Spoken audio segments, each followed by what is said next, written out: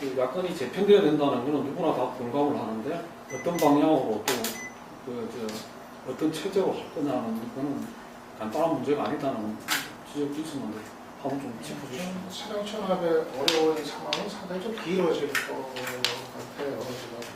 지금 일단 뭐 지금 두 공동대표 사퇴를 이제 했지만은 문제는 그럼 이제 앞으로 어떻게 할 거냐 이 대안의 이제 문제인데 일단 뭐 손학규도 이제 낙선을 하고 김무관도 낙선하고 또 다른 어떤 리더급 인사들이 사실 지금 다 무너진 상태고 결국 이제 남는 당내 이제 세력은 이제 그 친노 쪽하고 또 이제 범 친노 진영에서 이제 뭐 정세균대 정세균 이제 그런 정도 좀 되는데 그러면 이제 당권이 이제 현실적으로 그렇게 교체가 되면 또 이제 답이냐? 이건 또 이제 과거에 해봤는데 안 됐던 거거든요. 그러니까 결국은 이렇게 해봐도 안 되고, 그래서 이렇게 바꿔봤더니 이것도 또 안 되고, 그러면 다시 또 옛날로 갈 거냐? 지금 이런 딜레마가 이제 처해 있는 건데, 결국은 지금 근본적인 답을 찾으려면 2016년 총선 이전에 제3의 리더십을 만들어야 되는데, 이게 이제 현실적으로 가능할 거냐? 보이는 게 있을 거냐? 박원순 시장이 뭐 거론이 되기도 합니다만, 차기 대선과 관련해서 그 박원순 시장이 진짜로 가능할지 여부가 가늠이 되는 거는 2016년 총선 끝나고 대선에 임박한 시점 가서나 진짜 본인이 의사가 있는지 또 다른 대안은 없는 상태에서 유일하게 대안으로 떠오를 건지 이런 등등이 그때 가서야 이제 가늠이 될 거고 그러면 도대체 2016년을 어떻게 치러야 될 거냐 이런 이제 근본적인 어려움에 부딪히기 때문에 물론 지금 과도기적으로 현재 그래도 좀 새정치연합에서 가장 가능성이 있는 뭐 예를 들어서 박원순 원내대표가 뭐 과도기적으로 뭐 당을 이끄는 식으로 비대위를 이끌고 그렇게 간다 치더라도 그러면 정말 2016년 총선에 얼굴이 될 수 있을 거냐 아니면은 그러면 더 그렇다고 이제 문재인 의원이 전면에 나서가지고 치를 거냐 이런 문제 2012년에도 재판이 될 위험이 또 다분히 있고 그리고 정세균 대표도 사실은 뭐 두 차례 했었죠 당대표를 뭐 당대표 전문가라는 얘기를 또 이제 들을 또 대표를 맡는다는 이런 이제 소지도 또 있는 거고 그렇기 때문에 아마 상당히 그 혼미를 거듭할 수밖에 없는 그래서 이게 뭐 몇 달에 뭐 이렇게 해결될 문제가 아니지 않나 이렇게 생각이 들어요. 그러니까 구조적 취약함이 있다라고 저는 보는 게 원래 이제 새누리당 전대를 한번 뛰어보니까 뭐 어찌됐든 뭐 새누리당이 뭐 새정치연합에서 하는데 이거보다는 책임당원 그다음에 대의원을 축으로 해서 새로운 리더십 뛰어보니까 그건 안 빼라. 그 새로운 리더십을 그러니까 박근혜 정부인데도 김무성이라는 비주를 만들어내는 게 새로운 리더십을 만들어내는 그러니까 위기에 빠졌을 때 어떤 하나의 툴이 있더란 얘기예요. 구조가 그게 뭐 정당이라면 당연히 있어야겠지만 전당대회라는 방식 그러니까 수평적으로 보면 비대위 체제로 갈 건지 전대를 통해서 새로운 리더십을 만들어낼 건지 두 가지 중에 하나 아니겠습니까? 두 대표가 잔임기를 남긴 상태에서 사퇴를 했기 때문에 뭐 비대위를 구성해서 과도기를 이끌고 저는 비대위를 했다가 네, 전대를 네. 조기 전대로 원래 전대로 하는데 했죠. 근데 이제 이 전대가 이게 지금 이제 이게 야당의 구조적 취약점이 있다고 저는 보는 게 뭐냐면 새누리당은 상당 합당에 의해 계속 지속되어 온 당 아닙니까? 이름은 좀 바뀌더라도. 근데 지금 야권이 과연 그 전당대회가 리더십을 만들어내는 용광로 역할을 할 수 있는 전대인가에 대해서는 기본적으로 좀 의심은 한다는 거죠.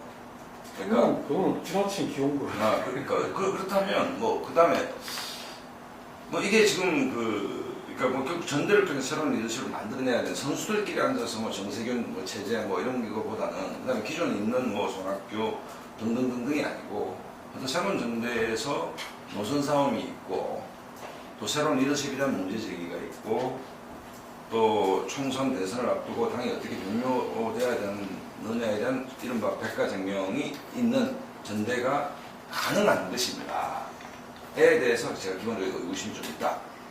그런데 저기 김무성 지금 대표도 새로운 리더십을 전당대회에서 만들어냈다기보다는 그 전부터 이렇게 자기가 이미 예를 들면은 대선 때 역할이나 그리고 영도에서 다시 재보선에서 되면서부터 이미 당대표 어떤 주자로서 이야기가 되어 왔고 거기에서 오히려 지금 주류 쪽에 누가 김무성과 맛을 끊어가지고 이렇게 저렇게 이야기 나오다가 결국 서청원 대표가 나와서 두 분이서 이렇게 그걸 했던 건데 이 새정치민주당 같은 경우 제가 봤을 때는 뭐 비대위라는 것은 좀 필연적이죠. 예를 들면은 다음 전당대회 전에 오늘 이제 사회를 내면 누군가는 이제 땀을 이끌었던 그 있어야 되니까 비대위 체제로 바꾸고, 그럼 그 비대위가 지금 이제 그 원내대표가 비대위원장 다들 이제 그렇게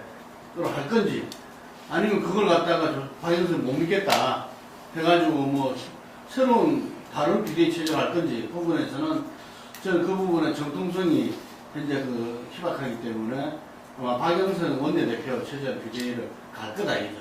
가는데 이걸 갖다가 길게 갈 건지 짧게 갈 건지 그것만 남아 있는 것 같아요. 그런데 이걸 제 생각에는 3월달까지 길게 갈 것 같지는 않고 짧게 갈 것이다 이렇게 보여주고, 그 다음에 이 당이 어쨌든 자기 나름대로의 그 수습책으로서의 어떤 조기 전대를 통해서 새로운 리더십을 갖다 만들어내려고 할 겁니다. 이게 세부대에 가는 이 동력이 약하기 때문에. 근데 그 과정에서 저는 일어날 수 있다. 그 부분들이 일어날 수 있는데, 현재의 거으로 아까 예측을 해서 해보자면은 저는 현재의 주류, 비주류를 통틀었을 때 정세균 전 대표 외에는 대안이 없다고 봅니다.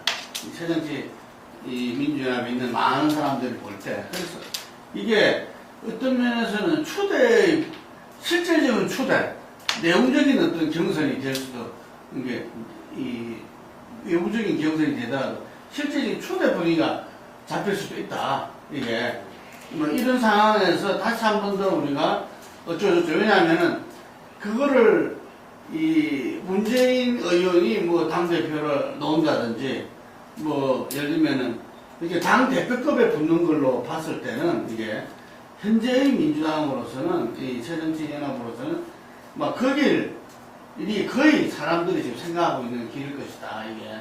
그런데 과연 그것이 아까 말씀드린 대로 어떤 야당으로서의 어떤 자기의 어떤 이 새로운 모습을 갖춰낼 수 있는 길인가, 이게는 이제 그 의문이 따른다.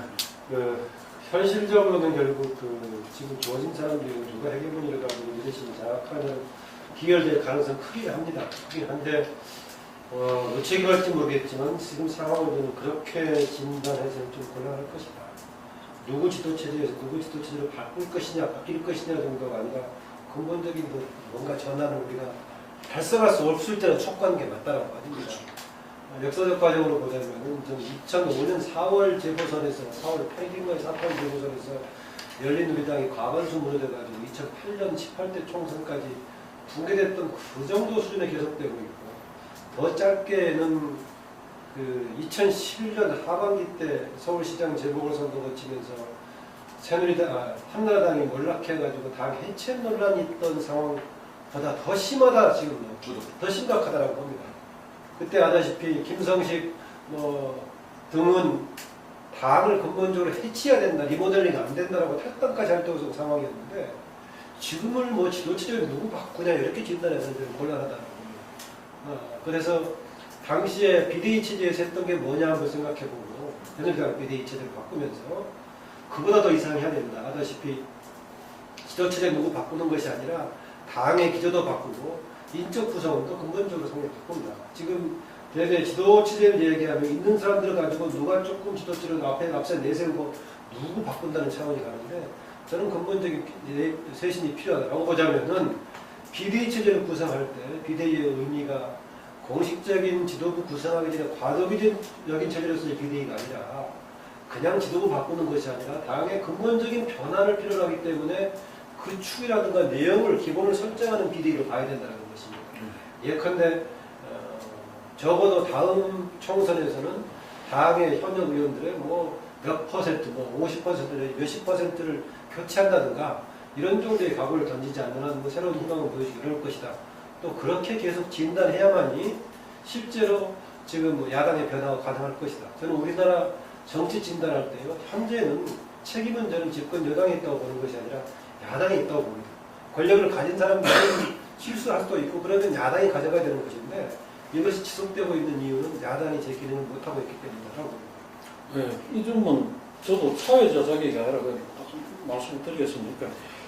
우선은 지금 야당의 경우에 모여 있는 문제가 단순히 이제 선거가 끝났고 선거에 졌기 때문에 체제를 그걸 해야 된다 이런 문제가 지도부 사퇴하고 이렇게 해야 된다는 문제가 아니고 우선 첫째는 야당의 정체성이나 노선 자체가 굉장히 불신을 받고 있다. 야당이 야당다우냐 제대로 하고 있느냐 이런 부분에 있어서 야당의 정체성 내지는 야당성을 어떻게 회복할 거냐. 그리고 아까 말씀하셨듯이 거기에 뭐 여러 가지가 고민이 돼야 되겠습니다만은 노선의 문제를 다시 한번 재정립을 해야 된다. 두 번째는 당이 지금 안철수 당하고 합치면서 당 체제 자체가 지금 없습니다. 당이 지금 회의 구조도 최고위원 회의만 있고 완전히 뭐 지금 엉망진창으로 돼 있고 밑에 시도당도 전부 다 두 명씩 그냥 공동 대표식이고 시도당도 다 무너져 있어요. 이런 상태로 지금 당내나 선거 때문에 지방선거 치르고 재보선 치르면서 미봉책으로 왔단 말입니다. 이런 체제로 당을 더 이상 운영을 해서는 안 되고 당을 전체적으로 체제 자체도 조직도 완전히 새로 뜯어고쳐야 됩니다. 그리고 이 당에 지금 뭐 조금 전에 이야기가 나왔습니다만 있는 사람 갖고 밑도 갖고 윗돌 경우는 이런 식으로 안 되고 이 야당 전체, 야권 전체를 어떻게 재편할 것이냐 문제가 동시에 고민돼야 되고 그다음에 지금까지 보여왔던 모습들에 있어가지고 특히 이제 다시 친노, 비노 뭐 이런 식의 이야기가 야당 내에서 다시 또 불거지고 그래가지고 뭐 친노가 다시 뭐 이렇게 자기들이 당권을 노리는 이런 모습들이 벌어진다면 그건 밖으로부터 맞는 지탄과 돌멩이 때문에도 견디지 못할 거다. 그런 점에서 저는 근본적으로 새롭게 한다는 생각을 하고 출발하지 않으면 이건 뭐 아까 시간이 길어질 거라고 말씀하셨는데 시간 길어지는 게 문제가 아니라 회생을 할 수 없는 상태로 갈 수 있다. 그리고 그렇게 되면 정말로 이 야당이 재편되는 것이 아니라 쪼개질 가능성이 우려도 있다고 생각해요. 저는 이제 회생 못하는 것은 좋은데 그 자리에 있기 때문에 다른 세력이 못 큰단 말이에요. 그러니까요. 그게 문제인 거죠. 그리고 아까 강조해야 될 또 것은 쪼개진다. 당 내부에서 이게 지도체제 변경이라는 것이 이전에 했던 세력이 다시 장악하는 회전문 권력의 형태에서는 절대 안 된다는 점을 강조를 해줬습니다. 아니 그러니까 이제 김만웅 원장님 말씀하셨듯이 현실적으로 그게 가능한가를 차지하고 이게 입원 치료로 되는 것인지 대수술이 필요한 것인지 대수술이 필요하다. 근데 왜 그러냐면 지금 김동호 대표님이 지방선거도 야당이 진선거다라고 규정하셨다면 총선, 대선, 지방선거, 보선 이른바 트리플 크라운을 다 뺏겼습니다. 새누리당이 막강하게 잘했냐고 아니었단 말이에요. 그러면 상식적으로 이거는 재건축이 그러니까 완전 부수고 다시 지어야 된다라는 숙제는 분명히 있는 것이죠. 근데 그게 과연 가능한가 안 가능한가는 다 차지하더라도 근본적인 대수술, 그러니까 이걸 완전히 걸고 새로 지어야 된다. 그 새로 짓는 것은 뭐냐? 주원님 말씀하셨듯이 야당이 무슨 노선이냐 이게 노선이 뭐냐? 또 누구랑? 뭐 어떻게? 이런 근본적인 질문을 해야 될 때이고 거기에 대해 그 과정에서 오는 혼란을 두려워하지 말아야 된다. 저는 좀. 근데 거기에서 아까 말씀하신 그 2011년도 총선을 앞둔 한나라당의 어떤 상황보다 더 심각할 수 있다 이 말입니다. 그때 제가 이제 한나라당 민본 20일 예를 들면 당의 쇄신을 갖다 주창했던 거기에서 나와서 저는 이제 한나라당이 창조적 파괴를 해야 나름대로 이 정치적인 어떤 의미가 있을 것이다 이렇게 이야기를 했는데 그때 이제 그 창조적 파괴로 나갔던 그 몇몇 분들이 사실은 그 여권 내에서는 오류하게 돼버렸어요. 그게 왜냐하면 박근혜 라는 어떤 걸출한 정치인 그리고 다음 대선 후보가 확실한 후보가 있었기 때문에 저는 이 리모델링으로 이렇게 나갈 수 있었다 생각하는데 그 반면에 지금 새정치민주당은 그게 비견되는 사람은 현재 그 문재인 후보 아까 말한 대로 박원순 시장은 한참 뒤에 등장할 수밖에 없는 사람이고 지금 어떤 일을 할 수는 없고 그러면 지금 등장할 수 있는 사람이 당대표를 안 거친 사람은 문재인 후보가 아니지. 다른 사람은 다 이렇게 돌려받기가 되는 거니까. 근데 문재인 후보가 아직까지 대선 패배에서 자유롭지 못하기 때문에 그건 어렵다고 한다면은 이번에야말로 새정치민주연합이 제가 아까 말한 것은 말씀드린 거는 현재 당내 기류로 보면은 그런 기류가 있다는 이야기인 거고 창조적 파괴를 할 수 있는 오히려 이게 패러독스처럼 여권의 이번 승리가 독이었다면 야권에는 이번에야말로 이 창조적 파괴로서 야권이 정말 새롭게 거듭날 수 있는 기회다. 이 부분들이 이렇게 바라보면서 저는 이 최소한 그 당시에 한나라당의 민본 21이 그런 쇄신을 주창하고 나서면서 여러 사람 아픔도 느끼고 뭐 이랬지만 그 사람들이 또 이후에 다 커나간 거 아닙니까? 그와 마찬가지로 좀 새정치민주연합에서도 그러한 이 쇄신에 앞장서는 어떤 정치인들 어떤 자기 파괴를 통해서 예를 들면 뭔가 새롭게 국민들한테 다가서려는 그러한 이 기운이 이번에 나서야 된다 이렇게 보입니다. 저는 지금 최종위원회 이제 비상 체제가 다 논의된다면 이게 참 어려운 게 차라리 이제 선거를 좀 얼마 안 남겨놓고 있으면은 지난번에 박근혜 비대위처럼 이렇게 효과를 보고 성과를 거둘 수가 있는데 문제는 이제 20개월이나 남은 거예요.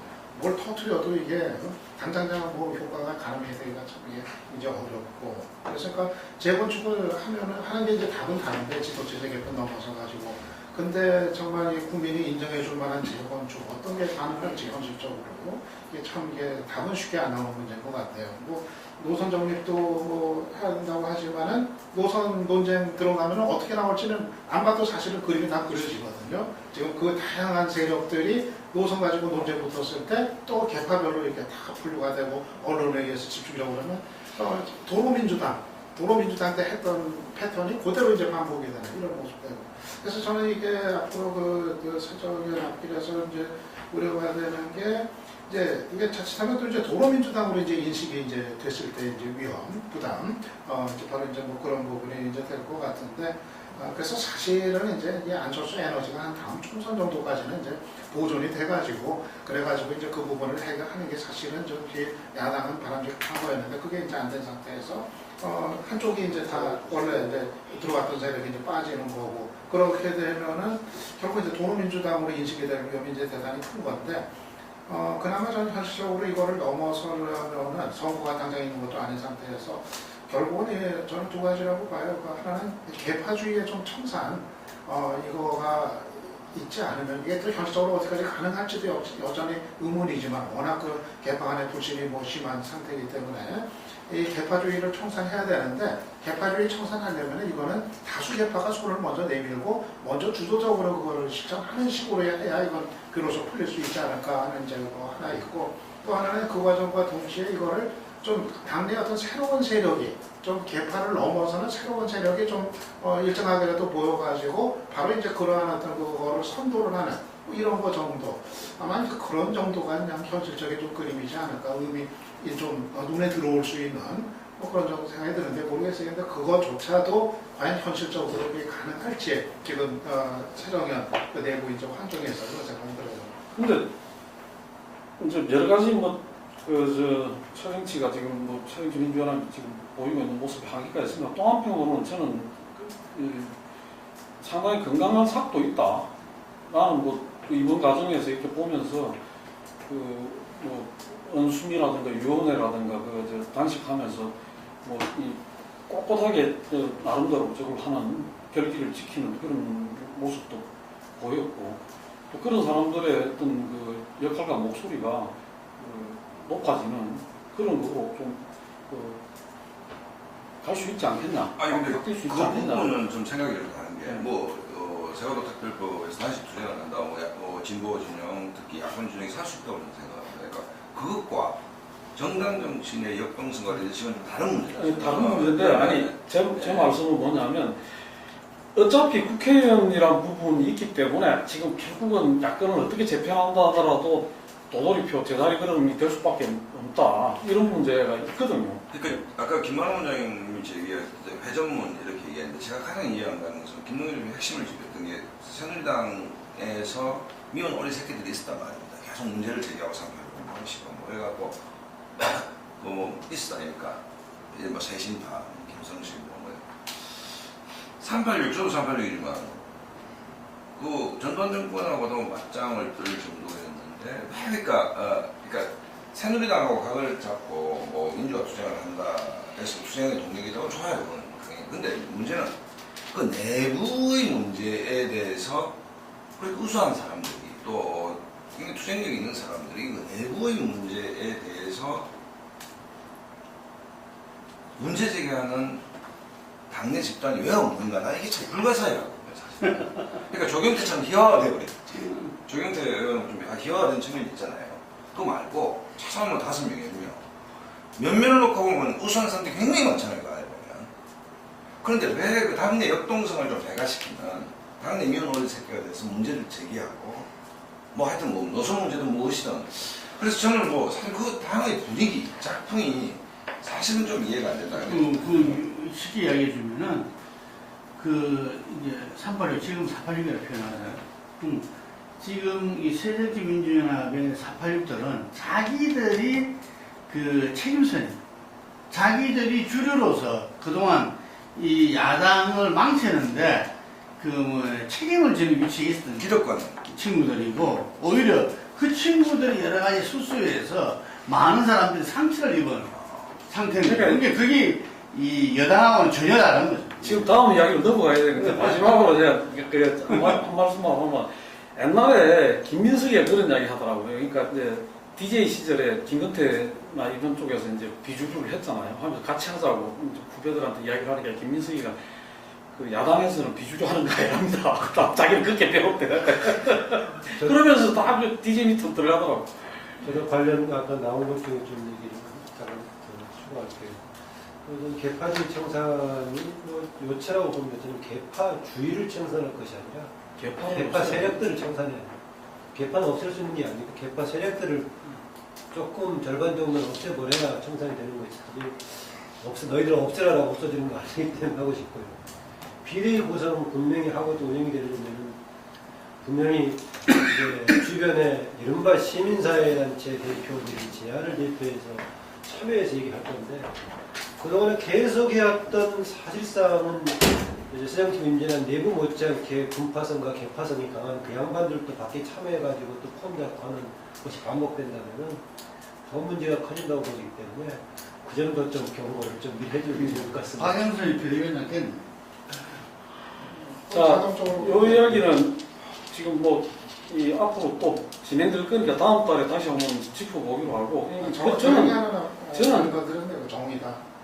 저는 그런 거였습니다. 이건 다음 달 정도 가면 그 새정치민주연합뿐만 아니라 야권 전체, 그러니까 지금 진보라고 하는 부분까지 가치 있게 재편돼야 되는 거 아니냐. 그거를 같이 짚어봐야 되거든요. 김동연도 굉장히 희망하고 있습니다. 지금 뭐 강조를 하는 거 보니까. 그 사람은 정책으로 딱 아니, 정리된 것 같은데. 아니 노회찬 그렇다니. 노회찬 심상정 이쪽 통합해야 된다 지금 딱. 아니, 노회찬 심상정 천호선 같은 경우가 굳이 특히 정의당이라는 부분에서 따로 그렇게 할 필요가 있나. 오히려 그 부분들이 무책임한 시민사회에서 들어오는 것보다 같이 하면서 좀. 평당원으로 들어오는 거야? 그 사람들? 아니죠. 이제 그런 게 복잡해서 못하는 거죠. 그래서 비대위원으로 들어와 있어요. 자, 그 정도 하고, 이제. 한 가지만 이야기합시다. 예, 그 부분에서 야권의 그 재편과 함께 제가 볼 때는 정말 다당제를 심각하게 생각해 봐야 된다. 우리가 한 당으로서 이렇게 포괄주의 정당으로 이렇게 하는 것이 결국은 저는 가치 정당으로 되기 어렵다. 그런 부분들이. 그래서 이 다당제를 심각하게 생각해 봐야 되고, 그리고 그와 함께 개헌이 맞물릴 수 있다.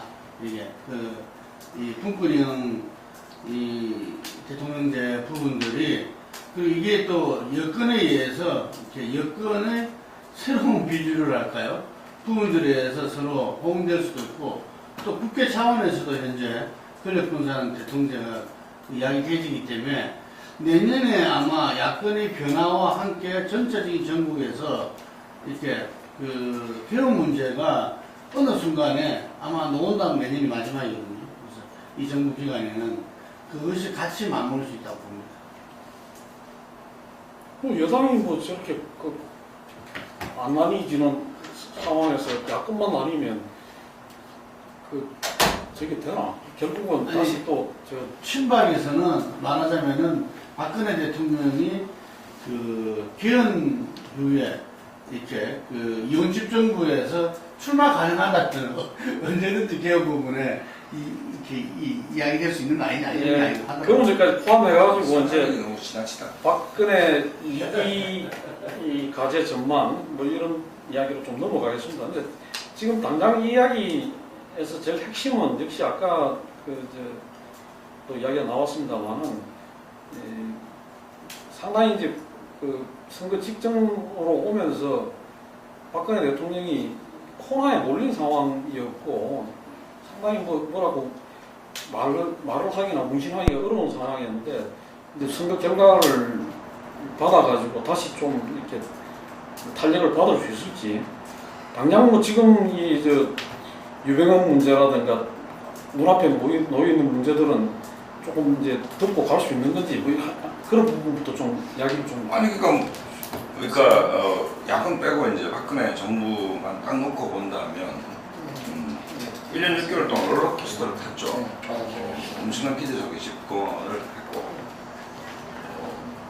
한 6개월을 조금 유명을 하다고 하면 한 달에 한 번씩 대형 사고 예를 들어 우리가 있었지만 뭐 대변인의 성추행 사건부터 해서 국정원 뭐 통진당 종북 하여튼 초대형 이슈들이 끊임없이 터졌습니다. 그 다음에 65%까지 한지도 올라갔고 굉장히 공공행진을 하다가 이제 세월호 참사가 일어났죠. 근데 세월호 참사가 뭐 엄청난 비극인데 여기서 이제 쉽게 말해서 네거티브한 측면에 민낯이 적나라하게 드러나. 그러면서 여권, 범여권 쪽에 유일무이한 지존이었던 대통령의 민낯 혹은 리더십이 취약한 부분이 좀 정갈한 형태로 오픈되어 버리면서 통치에 있어서 가장 강력한 무기인 공포심이 사라져버리는 굉장히 이제는 실력 갖고 돌파할 수밖에 없는 그러니까 상징적 공포심, 두려움이라는 통치의 무기가 그전에 있었다면 세월호를 겪으면서 명백하게 그게 사라졌다. 일단 보는 것 첫째, 이게 일을 전망하는 데서 그러니까 대통령이 갖고 있는 압도적 카리스마가 사라졌다. 두 번째는 뭐냐면 지난 정권에서 역대 최다 득표 차이로 MB 정부가 출범했음에도 불구하고 광우병 고름을 했습니다. 이번에는 세월호라는 비극 속에서 정권이 비춰졌다. 이걸 보면서 정권 주체들이 국민의 여론을 만지는 기술적 측면, 철학적 측면에서 과거와 같은 방식으로는 불가능하다. 그런데 과연 지금 현재의 진용이 새로운 방식으로 국민과 소통하고 그 속에서 해법을 찾아가는데 익숙한 것인가에 대해서 대다수의 전문가들이 부정적입니다. 구체적으로 문고리 권력 문제, 또 김기춘 비서실장의 거취 문제를 포함해서 그러니까 대통령과 함께 일을 하는 그 사람들이 갖고 있는 철학, 지향, 노선 이런 등등에 있어서 굉장한 우려감들이 이미 팽배한 상태이다. 굉장히 팽배한 상태이다. 그 상황에서 아까 말한 몰핀 주사를 맞은 거예요. 몰핀 주사를 했는데 문제가 사라졌냐? 그렇지 않다고 저는 봅니다.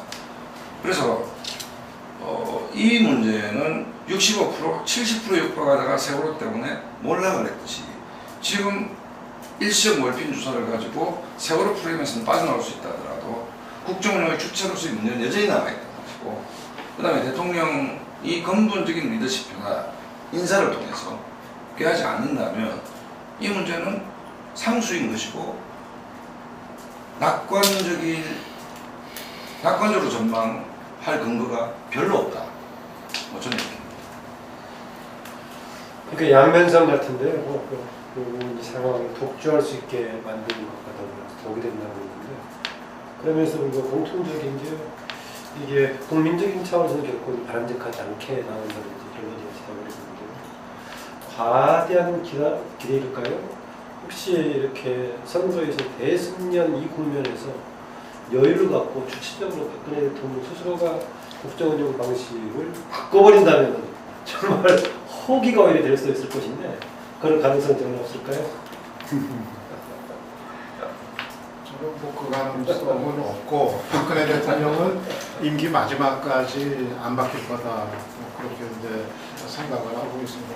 박근혜 대통령의 사고라든가 사고 체계라든가 이 스타일이라는 것이 워낙 이제 오랜 세월에 걸쳐서 지금 이제 몸에 배어 있는 굳어져 버린 거기 때문에 이제까지 이제 공부를 놓고 판단을 하면 아마 그런 국정 운영의 어떤 그 기본적인 그 기조라든가 틀 같은 거 이런 거는 좀 끝까지 바뀌지 않을 거다 생각을 하고 다만 이제 뭐 이벤트성으로 뭐 참모들이 건의하는 그런 거를 뭐 일시적으로 뭐 여러 가지 할 수는 있겠지만 근본적인 방식이 달라질 것 같지는 않다. 그래서 그것처럼 결국 앞으로 오히려 여권에서 항상 이제 문제는 박근혜 대통령의 이제 문제가 이제 결국은 이제 되지 않겠는가.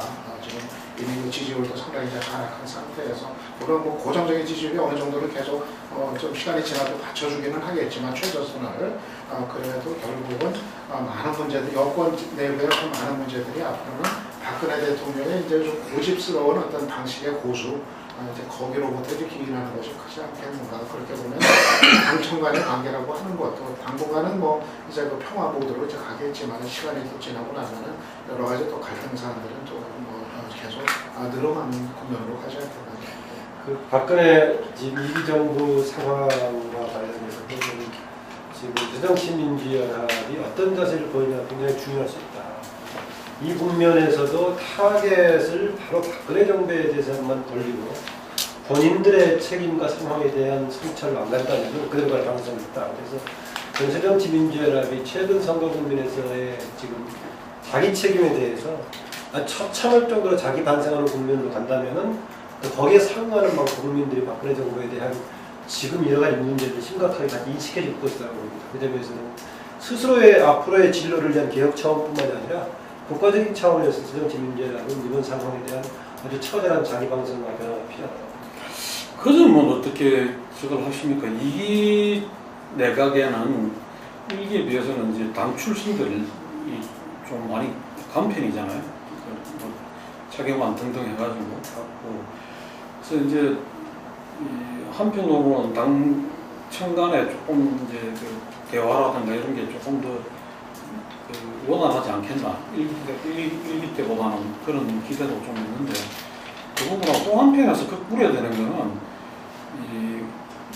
아까 김문구 대표께서 말씀하셨던 이기가 가진 과제는 한편은 국가의 힘, 한편은 경제라고 했는데 경제에서는 최경환이 내세우는 경제라는 것이 똑같은 저거를 아까 말했던 모르핀을 자기들은 선거에서 받고 그걸 다시 국민들한테 갖다 놓는 그런 식의 정책 아니냐. 뭐 단기 부양책에 너무 저걸 매는 거 아니냐 이런 우려가 있는데. 그건 전혀 다른 영역의 주제인데 네. 뭐 신보니까 이제 국채 500조를 네. 돌파했다. 뭐 그다음에 이게 이제 대전역도가 한국 뭐 여러 가지 토론이 가능하다라고 봅니다. 근데 그건 좀 제끼나야 됩니다. 하고 긍정적 효과는 있다고 저는 보는 것이 뭔가 하면 경제라는 것이 이제 경제 주체가 시장에서 강력한 리더십으로 사인을 주는 거잖아요.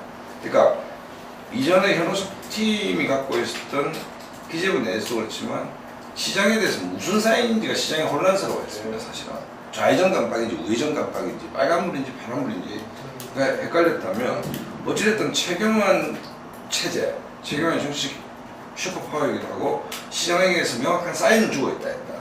성패는 다른 문제죠. 일단 다른 문제인데 그런 측면에서 박근혜 이기 정부의 경제정책 지향은 명백해졌다라고 봐지는 것이고 이 문제에서 야권이 본질적 문제제기가 이명수 주관이 하시듯이 충분히 가능하다. 그리고 이런 논쟁은 바람직하다. 라고 가지고 이 부분에서 야권이 좀 분발할 필요가 있다.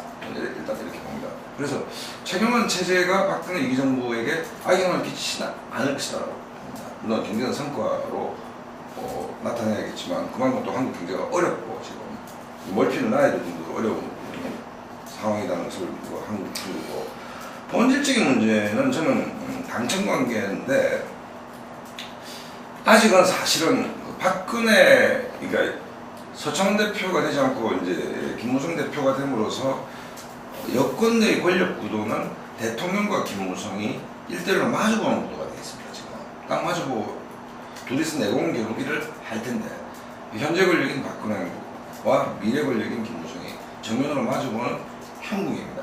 형국인데 여기서 분명한 것은 정치인 김무성의 리더십이 검증된 바가 없습니다. 원내대표를 한 거 이외에는 거대 정당 집권당을 이끌 만한 리더십인지 아닌지 또 정치 역정상 김무성 대표가 어이없는 말 실수가 굉장히 잦아요. 사실은 황당한 똥꼬를 차는 이번 같은 경우에도 제가 좀 개인적으로도 뭐 대표님 김무성 대표가 가깝기도 하지만 유병헌이가 죽지 않았으면 압승했을 텐데라는 이상한 발언을 한 번 더 하시더라고. 그 선거가 이틀 지나가는 사람들. 그러니까 김무성 리더십은 결론적으로 검증된 바가 없다. 박근혜 리더십은 검증돼 있다. 긍정적이든 부정적이든. 그러면 마주보고 있을 때 내공 싸움에서 무대가 이길 수 있는가 저는 굉장히 좀 부정적으로 봅니다. 그래서 김무성호의 새누리당이 최경환의 경제팀은 시장에 사인을 명확히 주지만 김무성 대표 체제의 새누리당은 갈팡질팡할 가능성도 굉장히 높다라고 저는 봅니다. 그렇기 때문에 그 다음에 또 하나는 뭐냐면 아주 델리케이트한 문제인데 뭐 이게 폴리뉴스에서 이런 얘기를 해야 될지 모르겠지만 세월호 특별법 문제는 현재 펜딩되어 있지 않습니까? 여기 아주 민감한 주제가 하나 있는 것이 뭔가 하면 정호성 비서관에 대해서 7시간 문제에 대해서 야당이 정의 출석을 요구했습니다. 이거 굉장히 이게 섹시한 아주 흥미진진한 한 장면이 됩니다. 이 문제를 김무성이 어떻게 handling 하느냐 이게 그러니까 박근혜 이정부에서 지금 저는 굉장히 관심 가는 대목이 김무성 리더십이다. 그 다음에 김무성 리더십 시험대에 올라 있는데 이거는 산수가 있고 미적분이다. 이거는 굉장히 어렵게 풀어나가는데 그런 정도의 정치력이 있느냐. 그 다음에 저는 김무성 대표가 BH를 압박할 수 있는 굉장히 나이스한 카드라고 그 지점을 봐요. 왜냐하면 야당이 억울하고 있는데 야당이 나와봐라 정인인데 라고 했을 경우에는 천하가 굉장히 몰리게 됩니다. 그럼 이런 카드, 이런 류의 카드들을 수평적 긴장관계라고 김무성 대표가 얘기했는데 수평적 긴장관계, 건강한 당청관계를 위해서 적절한 레버리지로 쓸 수 있는 정치력이 무대한테 있느냐 없느냐. 이 문제가 향후 관심 있게 지켜봐야 될 전국의 포인트다. 이게 거침없는 리더십으로 봤을 때 어쨌든 그 중에 뭐 몇 손가락 하는 분 중에 하나가 그 김무성 대표인데 그 친박 중에서 뭐 여러 가지 김무성 대표가 된다면 이런저런 이야기들이 있었어요. 그래서 그것의 근거가 뭐냐면은 뭐 다들 이렇게 잘 아는 예를 들면은 너무 거침없는 은행들 뭐 이런 부분들 때문에 이 위기가 이렇게 올 수밖에 없다 이렇게 이제 보는 건데 저는 이제 그 거친 야당을 통해서 정치를 시작했고 그러면서 자기 무대라고 이야기할 수 있는 카리스마를 이렇게 가져나가는 데는 상당히 거침없는 부분이 있는데 또 제가 직접 겪은 거지만 상당히 치밀함이 동시에 있다. 그리고 하여튼 크리에이티브한 측면이 있다. 그래서 그런 부분들을 아마 좀 새로운 김무성, 우리가 뉴 DJ, 뉴 김무성으로 진화될 가능성도 얼마든지 있다. 이게. 근데 바로 그 점에서 뉴 김무성으로 진화되느냐, 그렇지 않은 기존의 무대의 어떤 거침없는 모습을 갖다 민낯으로 드러내매에 따라서 이제는 그전하고 다르거든요. 이제는 여권 전체의 어떤 한 축이기 때문에 핵심이기 때문에 이전의 어떤 그런 행위에 대해서 대충 넘어갔던 거하고는 전혀 다른 그 양상이기 때문에 그런 부분이 오히려 우리가 이 야당의 똥볼 이상으로 예를 들면은 그 새누리당에서는 우려할 만한 상황이 올 수도 있다 이렇게 봅니다. 네, 요 이야기 그 시간이 다 됐기 때문에 좀 마무리를 해야 되겠는데 제가 아까 최경환 이야기 했던 거는 두 개가 잘못하면 모순되거나 상충될 수 있다.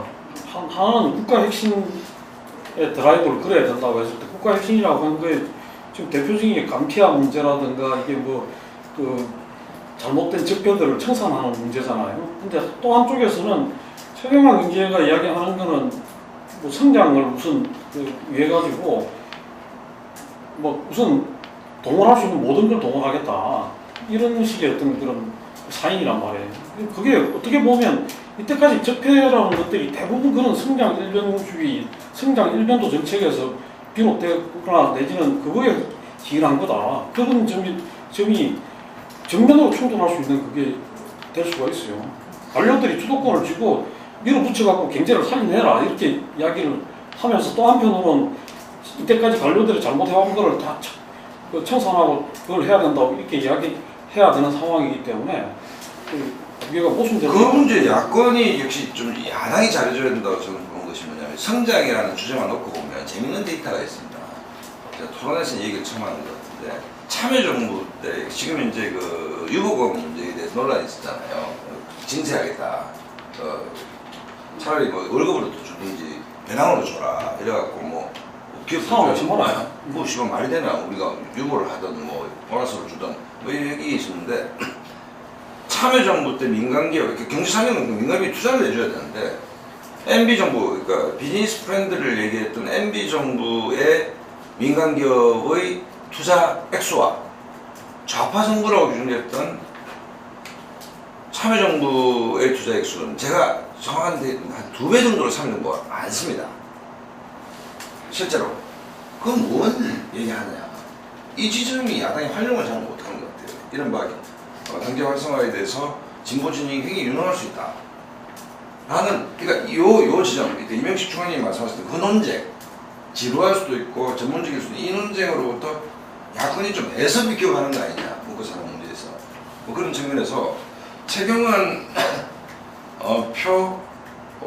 경제정책에 대해서 야권이 좀 더 자신감을 갖고 도발할 필요가 있다. 그거는 한국 사회의 건강한 어떤 미래를 위해서 바람직하다.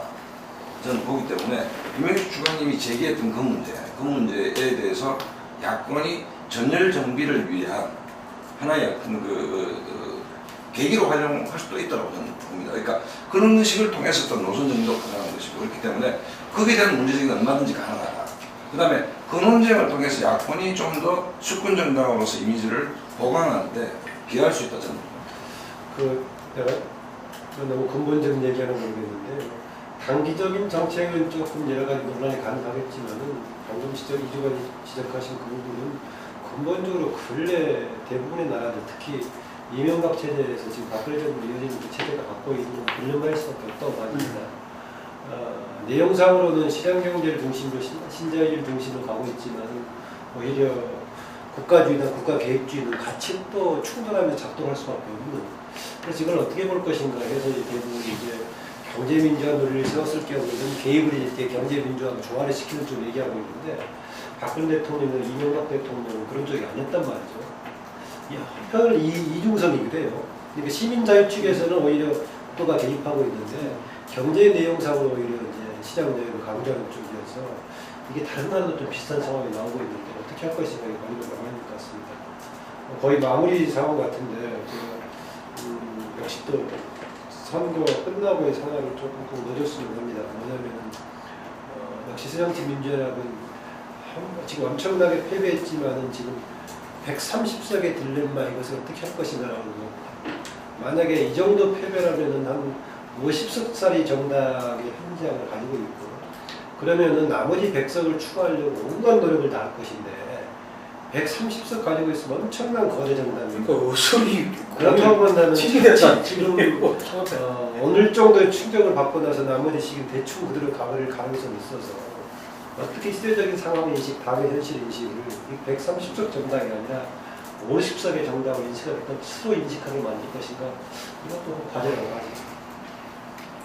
예, 뭐 2시간, 12시가 됐는데 사실 8월은 원래 하한 정국입니다. 하한 정국인데 지금 최고 특별법 문제가 걸려 있고 또 이제 9월에 아시안 게임이 있기 때문에 8월 동안 남북 간에는 아시안 게임 북한에 원원단 보내는 문제까지 뭐 협상이 있을 거라고 생각이 되고 어쨌든 지금 뭐 국회에서 제일 민감하게 크게 걸려 있는 부분은 세월호 특별법을 어떻게 마무리를 짓느냐 이런 문제인데